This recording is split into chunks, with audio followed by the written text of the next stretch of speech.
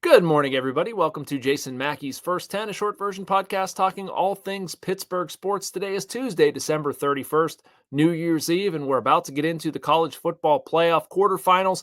Going to spend a lot of the show talking about those. Going to talk, well, I guess not directly about the college football quarterfinals, but want to sort of wrap up Pitt season a little bit, but also want to talk about Penn State, the transfer portal, some of James Franklin's comments the other day, as well as Arizona State, and an interesting connection for a former Steeler out there. But first, want to remind you that this show is brought to you by Edgar Snyder and Associates. If you're injured in an accident, you're probably wondering what's next. For over 40 years, Edgar Snyder and Associates has helped injury victims answer that question. Whether it's gathering evidence, collecting medical records, or dealing with insurance companies, Edgar Snyder and Associates has helped over 75,000 people handle what's next. Call 1-800-94-EDGAR or visit edgarsnyder.com for a free consultation. And remember, there's never a fee unless they get money for you. All right, I'm going to lead with Penn State. I'll actually lead with something off the field, and it was the subject of a column I wrote at Post-Gazette.com, going off of James Franklin, sort of critical of college football, and he was totally within bounds. I think Franklin was completely right in what he said, basically that college football needs a commissioner. The timing of this stuff stinks. Frankly, the transfer portal overlapping with playoff prep and that sort of thing, and just the movement, somebody needs to corral it. Franklin's suggestion was Nick Saban. I'm totally fine with it. I would just like to see more oversight. That's something from somebody who has covered a lot of pro stuff, covered some college stuff. It continues to amaze me that there are certain regulations with professional sports that just don't exist in college sports. And I think college sports would be a lot better for it. Now, we love college sports for a certain reason. And so that was the next step that I took in my column. I don't love all the shuffling. And I understand why it happens, the transfer portal, player movement. Athletes obviously have more rights than they ever have before. And they deserve them. And I don't want to be the curmudgeon, the guy yelling to get off my lawn. But you know what? It's okay to like college sports for what they are. It's okay to like a program because they're playing for something. Maybe you went there. I'm jealous of big schools, frankly. I mean, I love Westminster College and where I went, and I'm proud of it. But I tell my wife all the time, she went to Pitt, and anybody who went to Penn State, like how proud everybody is of their institution. And that's awesome. That's what college sports should be about. You should have people in those spots at those programs who are there, who set down roots, who represent the program well. That's what this should be about. But anyway, look at the college football playoff. And it's one reason why, again, I mentioned I went to Westminster, and I always preface this thought with this idea. I'm not a Penn State fan. I'm not a Pitt fan. Like, I'm a Westminster fan. But if you look at Penn State, I like watching them. I like observing their program. I like seeing what the Nittany Lions do because it's not, a bunch of mercenaries, I think is how I framed it in the column. Overall, in the college football playoff, 22.5% of players on those rosters of the 12 teams in the playoffs are transfers. Penn State's below that. And I think what Penn State has, and again, if we talk about the matchup with Boise State, I actually think Penn State, they're favored by a pretty decent amount. Very good chance to win that game.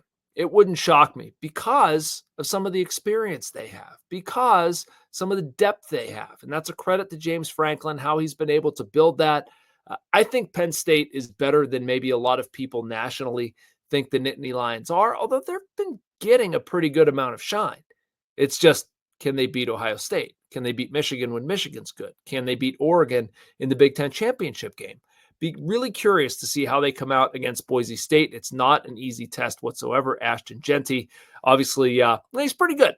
Pretty good. The runner-up for the Heisman Trophy is chasing Barry Sanders' record. Nobody has slowed him. I don't know what his low water mark is. I want to say it's like 127 or something, but it's a cool matchup, strength on strength. Penn State has been really good against the run this season. Again, to get to the point of the game and not so much the transfer portal and the business of college football, I think Penn State wins this thing. I do. I think they're the better team. I think their defense ends up carrying the day.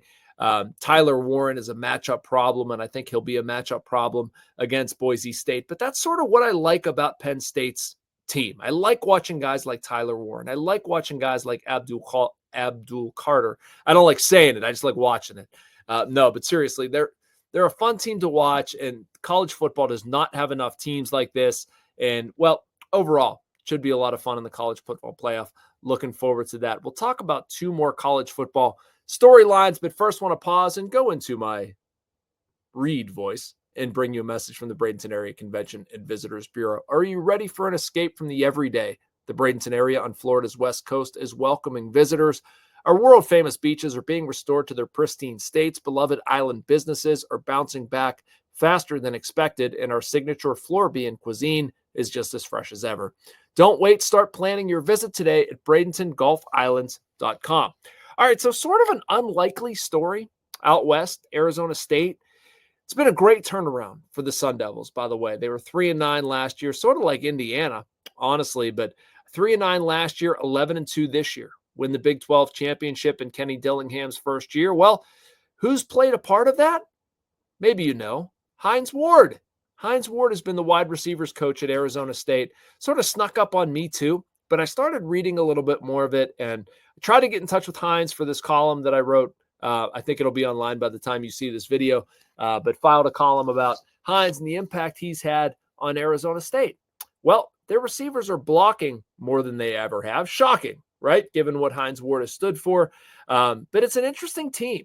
I would give Arizona State a chance. They've surprised a lot of people, have won 6 straight coming in. Their running back Cam Scatibo was the fifth Heisman Trophy final. I guess not technically a finalist, but finished just outside, whatever. He's got about 1,500 yards, been really good. And part of the reason, wide receivers are blocking. And it's just a cool story for Hines Ward, man. He was in the XFL last year, didn't work out. The San Antonio Brahmas. He talked, again, I got off topic. Hines Ward tried to get in touch with him, wasn't able to. But watching a lot of the videos, the interviews that he did this season, they're all over YouTube. It's not hard to find. But, hearing his comments, hearing him talk about the new job, hearing him talk about how he's adjusted to Arizona State, very cool. And he's really taken to it. He's really taken to some of the players that he's coaching, talked about some of the value that he's found in guys who want to be coached, who want to get better, who have that drive. And so we spent a lot of time in Pittsburgh talking about the Steelers wide receivers, right? About George Pickens, not a number 2, this, that, and the other. Man, I started thinking right in this column about it'd be really nice to have Hines Ward around here, wouldn't it? And Hines talked in one of the stories that I read about wanting to be a part of the Steelers, obviously going in a different direction. I'm not saying that Hines Ward's going to be some sort of magical secret sauce to fix all that ails the Steelers, but it is cool to see him contributing. Obviously shut out of the Pro Football Hall of Fame stuff recently. Completely absurd to me. I don't understand it. I never will understand it. Hines Ward played the game differently than anybody has at his position, and anybody will at his position, honestly, given how much NFL rules have changed. But you know what? He's doing his thing out in Arizona. Very cool. A lot of people, some interesting comments there. And in my column, I was able to gather some interesting comments from Hines about how he's kind of taken to that job. So they play New Year's Day against Texas in the college football quarterfinals at the Peach Bowl. You'll be watching that one. We'll all be watching this college football situation. I love it. I don't understand any of the criticism to a 12-team playoff. It's way better than a 4-team playoff. If anything, my mind is the opposite direction. I want to see him go to 16, expand it. I think it's a lot of fun. I don't want to sit here and argue over the first team out. Alabama, was SMU the right choice to be in? Whatever. I mean, bring them both in. But I understand if you go to 16, you might complain about the 17th team, the 18th team, and you can't play a 24, 32, or 64 team tournament. It's just not practical. So you got to cut it off somewhere. All right. Want to finish on the final minute about Pitt. And I'm a little surprised that there's not more talk about Pat Narduzzi and his future at Pitt. Alan Green, first-year AD, comes from an SEC background, has obviously made a couple hires in the football realm. And if you're looking at this and you're Alan Green, how are you not looking critically at what Pitt has done? Now, it's certainly good that they've gotten some guys back, right? Eli Holstein's coming back, Rasheem Biles, Desmond Reed, Kyle Lewis, all guys recently that have announced they're coming back to Pitt. That's a big thing. But is anybody really thinking that this team started 7-0?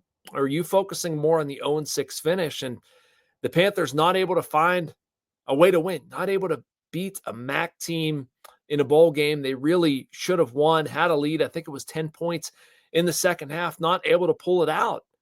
I mean, I'm not saying they should out and out fire Pat Narduzzi. I think Pat actually has done a very good job at Pitt.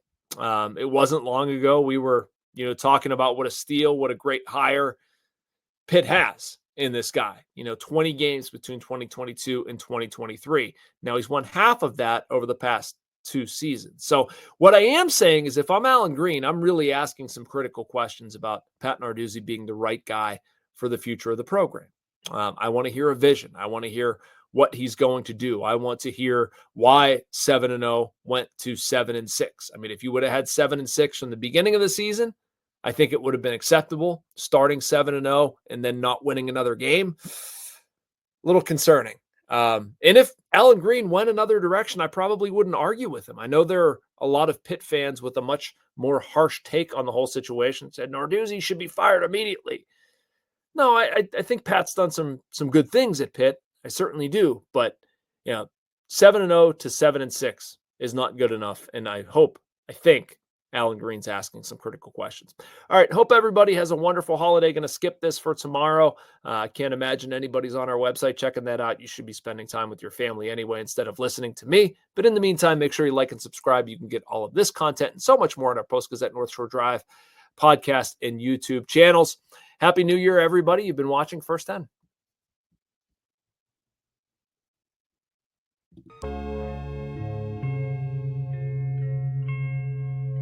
Thank you for checking out this content from Post-Gazette Sports. If you watch this video on YouTube, please like the video and subscribe to our channel. For all of the sports coverage the Post-Gazette has to offer, visit post-gazette.com.